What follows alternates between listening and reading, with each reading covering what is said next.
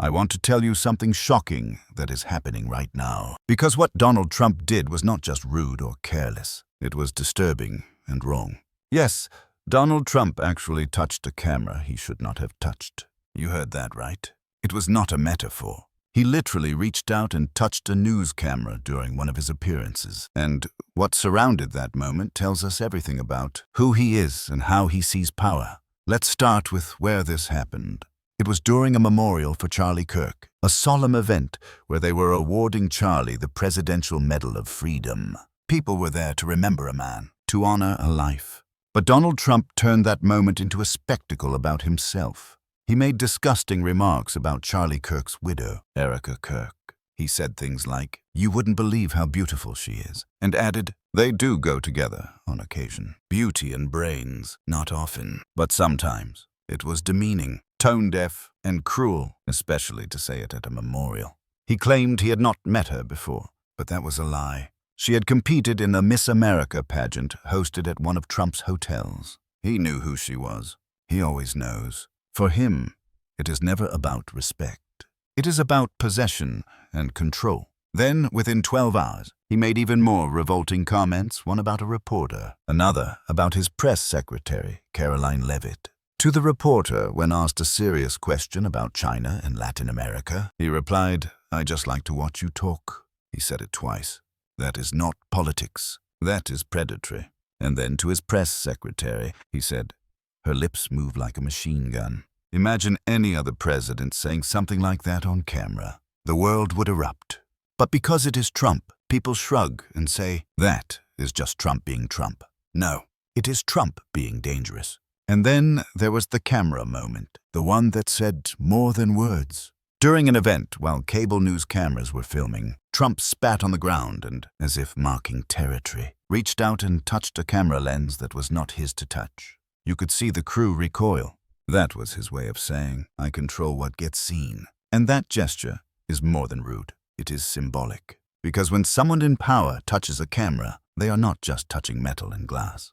They are touching the truth itself, the record, the evidence. They are saying, "I can alter what the world sees." For a man obsessed with image, that act fits perfectly. Cameras have always been both his mirror and his weapon. Since his television days, Trump has treated every camera as a stage light pointed at him. But this time he crossed the line from performer to aggressor. And the symbolism of that, the idea of controlling the eye of the people, should scare everyone who cares about democracy. Let's go deeper. When Trump spits, insults, touches, invades. These are not random acts. They are part of a pattern. He uses his words to demean, his hands to invade, and his fame to normalize both. Every insult, every inappropriate comment, every unwanted touch, every invasion of space builds a culture of permission. Permission for power to behave without restraint. That moment with the camera is a perfect snapshot of that mentality. It is him saying, "I decide what is seen, what is recorded, what matters." And if that is not a threat to truth, what is? Now, think about this in context. Trump has been accused by at least 18 women of unwanted touching or inappropriate advances. From dressing room invasions to groping accusations. This is not new.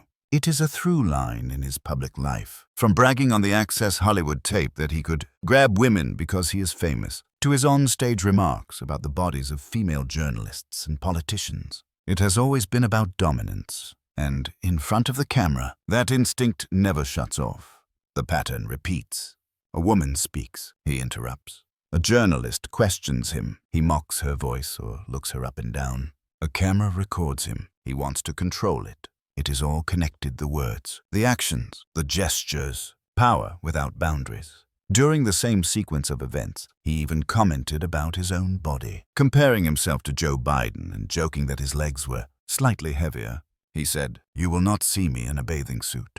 He laughed about it, but it was another moment of obsession with appearance, another clue that every public act to him is a mirror test. And when someone else holds the mirror, he gets angry. And then there is the handshake with the Italian Prime Minister. Watch that footage. She extends her hand out of diplomatic courtesy. He grabs it, holds it too long, leans too close. She pulls back with visible discomfort. That is not a handshake. That is possession disguised as greeting. Her face says it all. Unease, disgust, calculation. She wants out of that grip. Now, if we connect all these dots, the spitting, the demeaning comments, the physical intrusions, the touch of the camera, we see a single thread. A man who cannot respect boundaries. He treats women journalists, even inanimate tools of truth, as things to be dominated.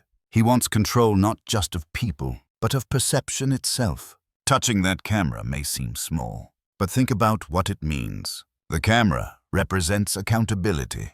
It is how citizens see what really happens behind podiums and velvet ropes. When a man in power lays a hand on it in anger, in ownership, in contempt, it is an act of defiance against that accountability. It is saying, I can change what you record. I can decide what truth survives. We cannot let that go unnoticed. Because in authoritarian cultures, that is how it begins. First, the leader mocks the press. Then he intimidates reporters. Then he touches or seizes the tools of journalism. Then silence follows. History has seen this sequence before. It always starts with something that seems trivial, a hand on a camera. There is something psychological here too. Trump performs dominance physically. He leans forward, points, invades space. He equates movement with control. Touching the camera is an extension of that. It is physical communication of dominance. To him, to be untouchable means to touch first. And let's not forget the hypocrisy. This is the same man who shouts fake news at cameras daily, yet cannot stop performing for them. He despises what exposes him but craves the attention it brings. So when he touches the camera, it is not only aggression, it is addiction. He wants to own the lens that defines him. We have to ask ourselves, what happens when the person who fears the truth also controls the tools that reveal it? That is the danger.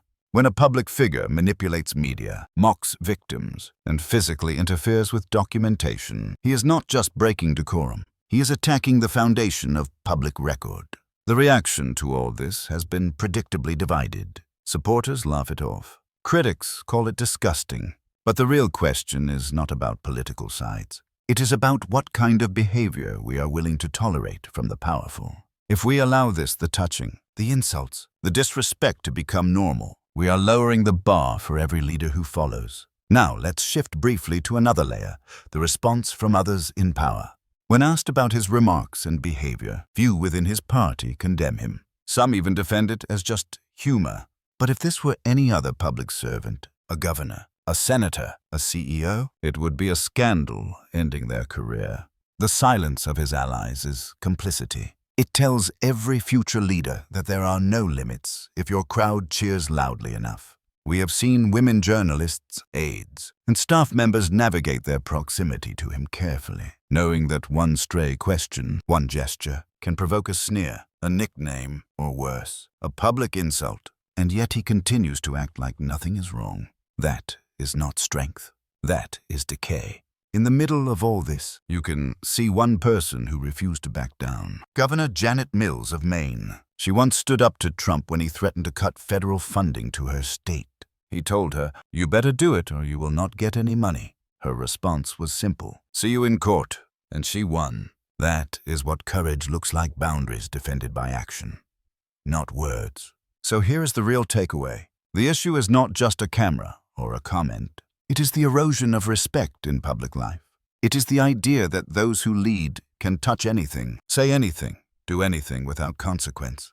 When Trump's hand brushed that camera, he was not just invading space. He was symbolically reaching into the collective right to transparency, the public's right to see truth unfiltered. That is why this matters. Because if we stop noticing these things, if we grow numb, the next violation will come easier. A hand on a camera today could be a hand silencing a journalist tomorrow. When power touches what it should not, we have to call it out. We have to shine more light, not less. Ask why it happened. Demand respect for boundaries, for journalists, for women, for truth itself. Trump did touch that camera he should not have. He did insult, degrade, and dominate when he should have led with dignity. But he will not stop unless people push back.